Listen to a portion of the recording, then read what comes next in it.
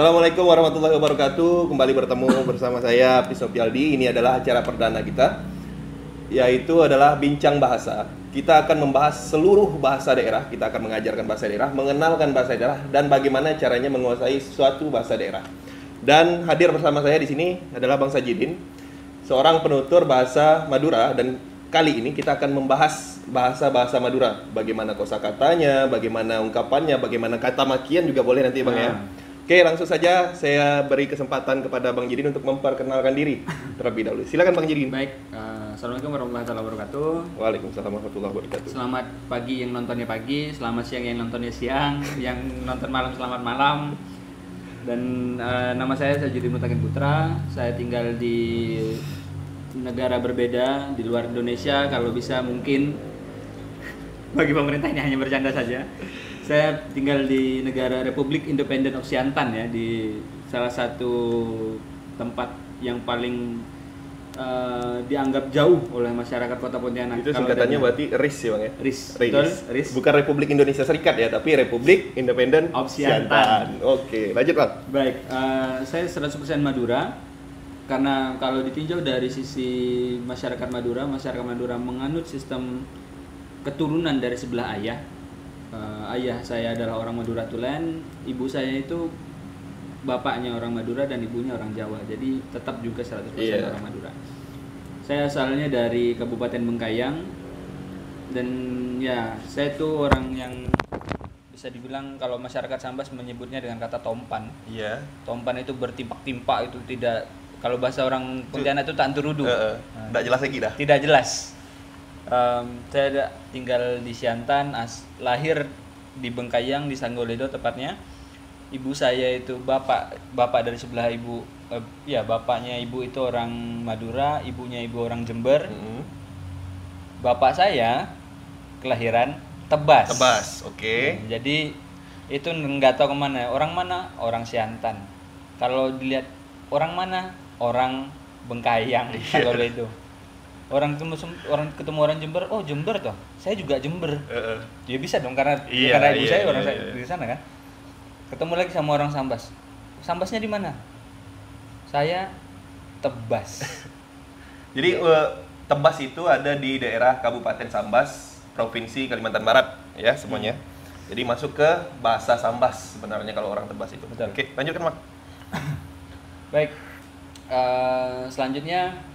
Nah ini kita kasih tahu dulu Bang, kenapa kita bebas merokok, nanti juga kalau mau makan tinggal makan, karena namanya berbincang bahasa ya sebebas mungkin lah, serileks mungkin kita akan melakukan semuanya, jangan sampai ada beban, ini nggak boleh merokok, ini nggak boleh gimana-gimana. Nah, jadi jangan salahkan kita kalau kita merokok atau apapun, yang penting kita memberikan materi kepada kalian semua untuk belajar bahasa Madura, oke? Nah. Mungkin saya mau nanya dulu nih Bang sebelumnya. Karena tadi dari asalnya itu udah nggak jelas ya kan. Asalnya udah nggak jelas itu. Jadi yang mau saya tanyakan pertama ini kan berhubungan dengan bahasa ibu ini Bang. Dapat Abang sampaikan nggak kira-kira bahasa ibu atau bahasa yang pertama kali Abang pelajari itu bahasa apa Bang? Kalau dilihat dari definisi bahasa ibu adalah bahasa yang pertama kali dikenal. Iya. Unik. Saya tidak mengenal bahasa etnik di situ. Karena di Kabupaten Bengkayang sendiri karena ragam etnik, ada transmigrasi orang Jawa yang di sana kan ada banyak transmigrasi. Iya. Bahasa Jawa hidup di sana, bahasa Sambas juga hidup di sana karena Kabupaten Bengkayang secara historis pernah menjadi bagian dari Kabupaten Sambas. Terus bahasa Dayak sudah pasti karena geografis ya, berdasarkan geografis ya sudah Kalimantan ini sudah bisa dibilang tanah nenek moyangnya orang masyarakat Dayak. Jadi bahasa ibu saya bisa dibilang bahasa Indonesia. Bahasa Indonesia pertama kali Bang? Betul. Emang dulunya sebelum Abang ke sekolah atau sebelum terjun ke istilahnya lingkungan bermain, apakah bahasa yang pertama kali digunakan itu juga memang bahasa Indonesia? Ya, bahasa yang pertama kali saya kenal dari zaman saya kecil sampai sekarang di rumah, walaupun saya penutur 100% penutur Madura, di rumah pun saya jarang menggunakan bahasa Madura. Di rumah ibu saya, bapak saya, adik-adik saya, kakak saya, pokoknya yang di dalam keluarga saya itu lebih cenderung menggunakan bahasa Indonesia walaupun bukan bahasa Indonesia yang baik dan benar. Iya, jadi Nah, kebetulan dengan hal tersebut, tadi bahasa pertamanya atau bahasa ibunya itu adalah bahasa Indonesia. Eh, karena kita membahas mengenai bahasa Madura, kira-kira abang belajar kosakata bahasa Madura, kemudian bagaimana bentuk-bentuk kalimat bahasa Madura, ujaran-ujaran dalam bahasa Madura itu abang dapatkan dari mana sebenarnya? Nah, kalau dari situ secara ini kita bisa lihat, anak itu pasti akan mengimitasi. Dia lihat. Nah, saya juga masa kecil saya sangat minim menggunakan bahasa Madura, bahasa daerah itu sangat minim. Pada satu kondisi saya sudah bisa membicarakan itu menggunakan bahasa itu, dan supaya lebih fasih lagi, diri saya mencoba menggunakan bahasa itu, kemudian ada koreksi dari orang-orang sekitar saya, bukan begini. Iya. Bukan begini lagi. Nah, dari situ baru mulai tertata sedikit demi sedikit bahasa Madura yang saya gunakan sekarang nih sudah mulai ada perbaikan gitu. Berarti bahasa Madura yang abang dapatkan itu bukanlah dari orang tua ya sebenarnya bang, tapi dari lingkungan sekitar, bisa juga dari om, bisa jadi keluarga atau kawan bermain gitu. Ya, utamanya sih keluarga besar dulu lah. Ya. Di luar ayah ibu itu pasti punya pengaruh. Setelah itu baru mulai lingkungan bermain, mulai tahun 99 saya tinggal di Siantan, sebelumnya kan tinggal di Bengkayang. Yeah. Mulai dari Siantan, dan kebetulan kalau di Pontianak khususnya ada 2 kantung besar, paling tidak tiga kantung besar masyarakat Madura, ada Siantan, Sungai Jawi, dan Sepakat 2. Oke, Siantan, Sungai Jawi, dan Sepakat 2. Ya. Itu adalah yang istilahnya komunitas terbesar bahasa Madura ya Bang? Di Kota Pontianak ya? Iya, di Kota Pontianak ya, oke. Kemudian saya ingin bertanya nih Bang, sedikit Bang. Kapan atau mungkin umur berapa sekiranya Bang itu mulai fasih menggunakan bahasa Madura? Fasih itu ya usia SD itu sudah fasih, karena balik lagi tahun 99, saya kelahiran 93. Iya. Dan, tua Bang ya. Tua sekali Bang. Kalau dilihat usia sih sudah cukup, sudah cukup matang lah. Jangan menggunakan istilah tua. Itu penggunaan istilah tua itu konotasinya. Jadi seharusnya Bang ini udah punya anak gitu. Anaknya seharusnya udah SMP malah. Iya Bang ya. Enggak juga. Kalau itu kelewatan itu. Karena SMP 15 tahun. Berarti saya harus nikah usia berapa itu? Siapa tahu pengen nikah muda gitu kan. Bisa jadi. Oke, silakan Bang, lanjut Bang. Baik, saya mulai sekolah SD itu, sebelumnya saya tinggal di Bengkayang, pernah juga 8 bulan tinggal di Jember, dan pada waktu itu mungkin masih masa catur bulan gitu. Jadi pernah sekolah di sana sekali, tidak lama kemudian pindah ke Siantan, tepatnya di Parwasal. Nah, itu Parwasal itu kalau dari depan sampai belakang, Madura semua ya. Itu tidak sulit menemukan, sangat tidak sulit itu. Jadi istilahnya Anda masuk mencari gandum di ladang gandum gitu. Iya. Jadi mulai sekitaran SD lah emang SD. ya. Nah, sekarang kita pengen langsung masuk nih Bang. Bagaimana sih langkah awal yang harus orang ketahui ketika ingin belajar bahasa Madura? Ini bagi orang yang benar-benar belum mengetahui bahasa Madura gitu Bang. Apa sih tips-tipsnya gitu? Pertama ya, ini berpatokan pada pengalaman pribadi, karena saya juga sangat tertarik menguasai banyak bahasa. Saya bisa berbahasa Sambas cukup baik, bahkan rasanya kalau orang Sambas mendengarkan saya menggunakan bahasa Sambas, bahasa Melayu Sambas, dia tidak akan tahu bahwa saya bukan penutur bahasa Sambas. Bahasa Jawa juga begitu, apalagi bahasa Madura. Secara keseluruhan, belajar bahasa itu akan dimulai dari hal-hal terkecil. Kalau dalam pergaulan seusia-usia kita ini, untuk merantau lah, katakan untuk merantau untuk apapun dalam kondisi kita harus keluar daerah. Pahami dulu yang pertama sebenarnya kata makiannya. Wah, itu yang wajib itu Bang. Itu kata makiannya itu harus pelajari dulu. Kenapa? Pertama, misalnya kita dari nol nih, kita tidak tahu bahasa makiannya, terus kita belajar, dan ternyata orang yang mengajari kita ini agak sedikit tanda kutip iseng. Gimana sih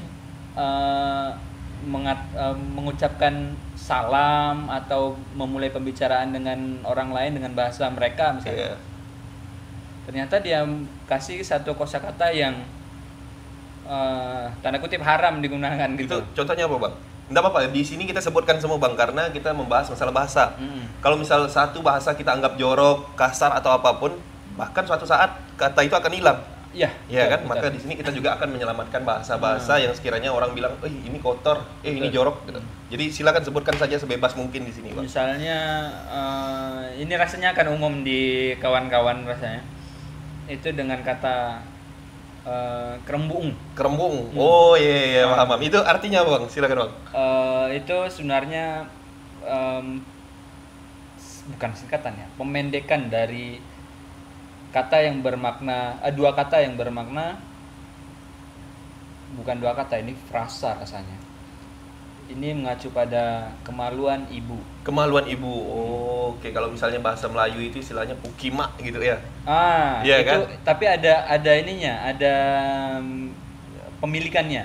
Heeh. Kerembung itu pukimakmu, nah gitu Oh, misalnya. iya. Itu kata yang misalnya kata-kata makian yang tidak boleh, bukan apa ya, kita harus tahu ini kata makian ini. Jangan Iya. sampai orang kita belajar dikasih kata itu dan kita gunakan ketemu orang Madura, "Hei, kerembung." Kerembung. Nah, mati kasih dia. Iya, jadi itu tadi salah satu kata makian ya, Bang ya. Yap. Nah, kan tadi itu adalah pendekan atau mungkin singkatan bisa kita katakan begitu dari sebuah frasa. Kalau misalnya kita sebut lengkap itu kosakatanya apa sih, Bang? Pokenah embuung. Pokenah Embuung. emboong. Embo itu emak ya? Embu itu ibu ya. Ibu ya. Emak. Pokemah ya, seperti yang kita tahu itu adalah Kemaluannya ya. perempuan. Oke. Berarti hampir sama dengan bahasa Melayu ya, Bang ya. Seperti misalnya kima kau gitu. Iya kan? Betul. Seperti itu. Oke. Selain dari makian itu ada lagi enggak, Bang, makiannya? Matanah itu mata itu mata. Mm-mm. Bermakna mata. Jadi entah kenapa sebenarnya tidak ada masalah dengan Iya. kata mata. Terus? Cuman kalaupun bukan hanya bahasa Madura, bahasa Melayu pun ketika kita mau dengan orang mata kau gitu.